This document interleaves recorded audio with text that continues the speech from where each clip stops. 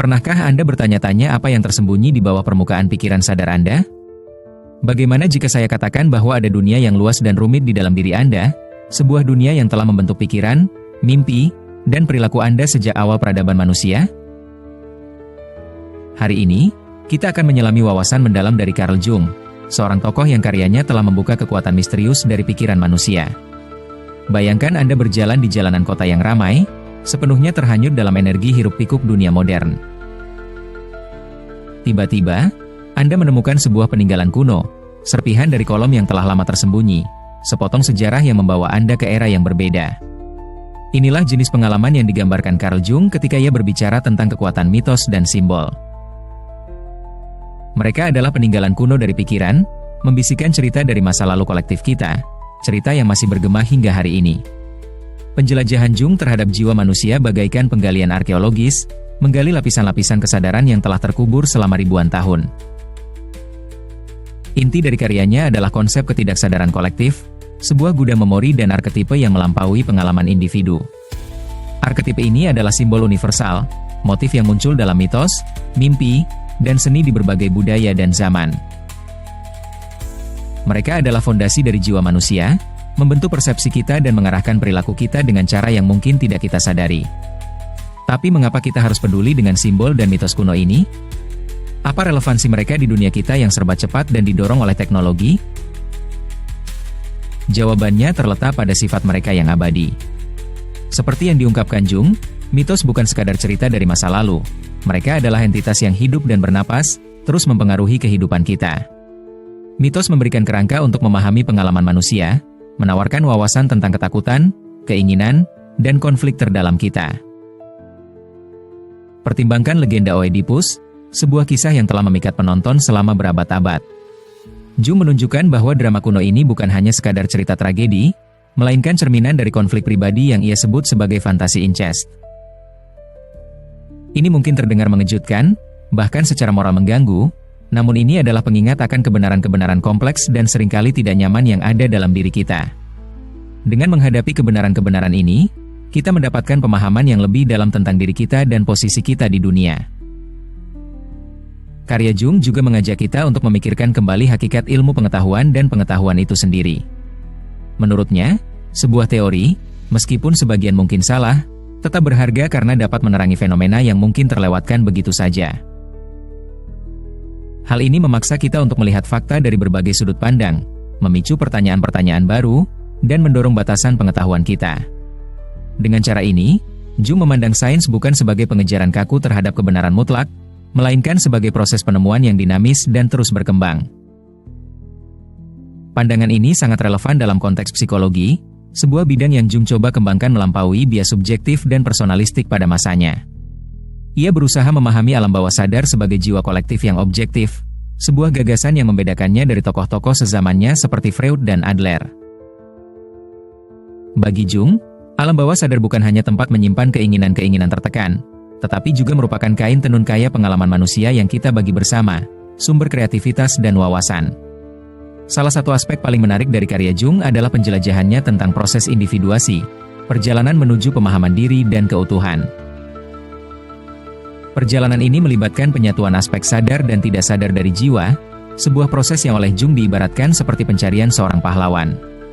Ini adalah perjalanan yang penuh dengan tantangan dan bahaya, namun juga menjanjikan transformasi dan pembaruan. Jung menggambarkan ide ini dengan sebuah mitos dari India tentang Vishnu, yang jatuh ke dalam keadaan trance dan memimpikan dunia menjadi nyata. Dalam tidurnya, Vishnu menciptakan Brahma, yang muncul dari pusarnya, membawa serta kitab suci Veda.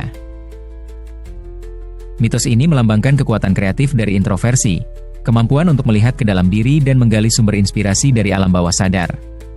Ini adalah pengingat bahwa kebijaksanaan dan kreativitas sejati sering muncul dari kedalaman jiwa, dari kekuatan sunyi dan tak terlihat yang membentuk dunia batin kita.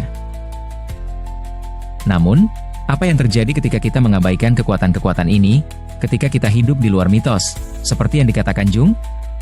Kita berisiko menjadi tercerabut, terputus dari masa lalu dan jati diri kita yang sebenarnya. Kita menjadi seperti pengembara di negeri asing, terombang-ambing dalam lautan ketidakpastian dan kebingungan. Inilah bahaya hidup dalam dunia yang sepenuhnya rasional dan materialistis, dunia yang mengabaikan kekuatan mitos dan simbol sebagai tahayul belaka. Namun, seperti yang diingatkan oleh Jung, jiwa bukanlah sesuatu yang baru, asal-usulnya sudah ada sejak jutaan tahun yang lalu. Ia adalah entitas yang hidup dan bernapas, bukti nyata dari kekuatan abadi semangat manusia. Dengan merangkul mitos dan simbol yang ada dalam diri kita terhubung kembali dengan warisan kuno ini, mendapatkan pemahaman yang lebih dalam tentang diri kita dan dunia di sekitar kita. Wawasan Jung juga memiliki dampak yang mendalam terhadap pemahaman kita tentang kesadaran dan kreativitas. Dia mengusulkan bahwa alam bawah sadar bukanlah kekuatan yang kacau dan irasional, melainkan sumber kebijaksanaan dan panduan. Ini adalah ranah di mana batas antara subjek dan objek, diri dan orang lain, menjadi kabur dan larut, memunculkan bentuk-bentuk ekspresi dan pemahaman yang baru. Gagasan ini terwujud dengan indah dalam konsep anima, personifikasi dari ketidaksadaran kolektif. Anima mewakili aspek feminin dari jiwa, cerminan dari ibu abadi, sumber kehidupan dan kreativitas. Ini adalah pengingat bahwa kreativitas sejati muncul dari tempat yang penuh kesatuan dan keutuhan, dari penyatuan hal-hal yang berlawanan dan hilangnya batasan. Pada akhirnya, karya Jung adalah bukti kekuatan pikiran manusia, sebuah perayaan akan kompleksitas dan kedalamannya. Ini menantang kita untuk melihat lebih dalam, menjelajahi alam tersembunyi dari jiwa, dan merangkul misteri yang ada di dalamnya. Ini adalah undangan untuk memulai perjalanan penemuan diri, membuka kekuatan pikiran kita, dan menyadari potensi kita yang sesungguhnya. Jadi, lain kali ketika kamu merasa tersesat dalam hiruk-pikuk kehidupan modern, luangkan waktu sejenak untuk berhenti dan merenung. Dengarkan bisikan peninggalan kuno dalam dirimu, mitos dan simbol yang telah membimbing umat manusia selama ribuan tahun. Mereka memegang kunci untuk membuka wawasan mendalam dari pikiran Anda sendiri, wawasan yang memiliki kekuatan untuk mengubah hidup Anda dan dunia di sekitar Anda. Saat Anda berdiri di ambang kesadaran Anda sendiri, Anda mungkin mulai merasakan benang-benang halus yang merajut jalinan keberadaan Anda. Benang-benang ini bukan sekadar kumpulan pengalamanmu, melainkan pola rumit yang terbentuk dari interaksi arketipe, mitos, dan simbol yang bersemayam dalam kedalaman jiwamu. Dengan mengenali pola-pola ini, kamu memulai perjalanan yang mirip dengan pencarian seorang pahlawan, sebuah petualangan ke dalam ketidakpastian yang menjanjikan bahaya sekaligus pencerahan. Jung berbicara tentang bayangan, bagian bawah sadar dari jiwa yang menyimpan kelemahan, keinginan, dan insting yang tertekan. Bayangan ini terbentuk dari cahaya kesadaran, dan di dalamnya terdapat potensi besar untuk kreativitas sekaligus benih-benih kehancuran. Bayangan adalah pengingat bahwa dalam jiwa manusia terdapat cahaya dan kegelapan, dua kekuatan yang membentuk sifat kita dan mendorong kita menuju pertumbuhan atau kebuntuan. Menghadapi bayangan berarti menari dengan sisi gelap diri kita, sebuah tarian yang membutuhkan keberanian dan kerendahan hati. Ini adalah proses untuk mengakui dan menyatukan bagian-bagian dari diri kita yang sering kita abaikan, langkah penting dalam perjalanan menuju pemahaman diri yang utuh. Dengan merangkul sisi gelap kita tidak hanya mendapatkan pemahaman yang lebih dalam tentang diri sendiri, tetapi juga menumbuhkan rasa kasih sayang terhadap kompleksitas kondisi manusia. Penjelajahan Jung tentang jiwa juga membawa kita pada konsep sinkronisitas, yaitu kebetulan-kebetulan bermakna yang menentang penjelasan sebab akibat. Momen-momen sinkronisitas ini adalah cara alam semesta berbicara kepada kita, memberikan sekilas tentang keterhubungan semua hal. Mereka mengingatkan kita bahwa ada sebuah tatanan di luar yang terlihat, sebuah jalinan peristiwa yang dirajut dengan benang-benang tak kasat mata yang menghubungkan kita dengan sesuatu yang lebih besar. Bayangkan bertemu dengan orang asing yang kata-katanya seolah menjawab pertanyaan yang selama ini mengganggu pikiranmu, atau menemukan sebuah buku yang memberikan jawaban atas dilema yang sedang kamu hadapi. Ini bukan sekadar kebetulan, melainkan momen sinkronisitas yang membimbingmu di sepanjang jalan, menerangi langkahmu ke depan. Mereka adalah dorongan lembut dari alam semesta, mengajakmu untuk lebih peka, untuk mendengarkan kebijaksanaan yang ada di sekitarmu. Saat Anda melanjutkan perjalanan penemuan diri ini, Anda mungkin merasa tertarik pada praktik imajinasi aktif, sebuah teknik yang dikembangkan oleh Jung untuk menjembatani kesenjangan antara pikiran sadar dan bawah sadar. Ini adalah proses berinteraksi dengan gambar dan simbol yang muncul dari kedalaman, membiarkan mereka berkembang dan mengungkapkan maknanya. Melalui imajinasi aktif, Anda bisa berdialog dengan alam bawah sadar Anda, membuka pintu menuju wawasan mendalam dan inspirasi kreatif. Dalam dialog ini, kamu mungkin akan bertemu dengan tokoh-tokoh arketipal seperti orang tua bijak atau ibu agung, yang masing-masing membawa pesan dari alam bawah sadar kolektif. Sosok-sosok ini berperan sebagai penuntun dalam perjalananmu, memberikan kebijaksanaan dan dukungan saat kamu menjelajahi lanskap batinmu.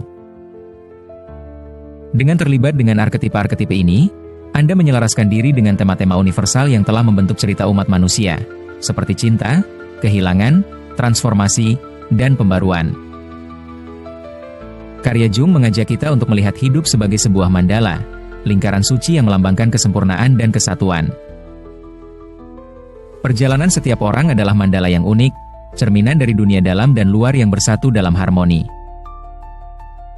Dengan merangkul keseluruhan diri Anda, baik yang sadar maupun yang tidak, sisi terang dan gelap, Anda menciptakan mandala pribadi, simbol perjalanan Anda menuju pemahaman diri sejati. Saat Anda terus menjelajahi kedalaman jiwa Anda, ingatlah bahwa perjalanan ini tidak pernah berakhir, sebuah proses seumur hidup untuk tumbuh dan menemukan diri. Jalan ini mungkin penuh dengan tantangan, tetapi juga syarat dengan janji akan perubahan besar. Dengan merangkul mitos, simbol, dan arketipe yang ada dalam diri kita, kita membuka kekuatan pikiran kita sendiri, sebuah kekuatan yang berpotensi mengubah bukan hanya hidup kita, tetapi juga dunia di sekitar kita. Pada akhirnya, wawasan Jung mengingatkan kita bahwa kita semua adalah bagian dari cerita yang lebih besar, sebuah tarian kosmik yang melampaui batas waktu dan ruang. Dengan mendengarkan bisikan peninggalan kuno dalam diri kita terhubung kembali dengan kebijaksanaan abadi dari jiwa manusia, memperoleh pemahaman yang lebih dalam tentang diri kita dan tempat kita di alam semesta. Ini adalah perjalanan yang mengajak kita untuk terbangun pada misteri pikiran, merangkul yang tak diketahui, dan memulai jalan penemuan diri dengan keberanian dan rasa ingin tahu.